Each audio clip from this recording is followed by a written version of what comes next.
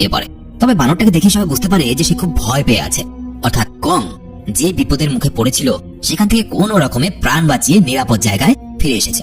এরপর রাতে এই বর্ষাকালের আবহাওয়া আর প্রতিদিন নদীর জলের স্তর বাড়তে দেখে বিল এটা স্পষ্ট বুঝতে পারে সামনে বোট চালানো একেবারে নিরাপদ হবে না। জঙ্গলের নদীতে জল বাড়ছে, এখনই তাদের পথ পরিবর্তন করা উচিত। কিন্তু জ্যাক তার এই কথা সমর্থন জানে না, কারণ তাদের কাছে পথ পরিবর্তনের জন্য সময় নেই। সেই বিলকে দ্বিগুণ টাকা দেওয়ার শর্তে এই দুর্গম পথেই এগিয়ে যাওয়ার জন্য রাজি করায়। কিন্তু পরের দিন সকালবেলায় বোটের স্টিয়ারিং জাম হয়ে যায়। বিল সেটা ঠিক করার আপ্রাণ চেষ্টা করে, তবে তার বোটটা অনেক দিনের পুরনো হওয়ার জন্য একসময় বন্ধ হয় এবং নিজে থেকে সামনের দিকে এগোতে শুরু করে। একটা ঝর্ণার সামনে এসে সেখান থেকে একটা গভীর জলাশয় পড়ে যায় সবাই।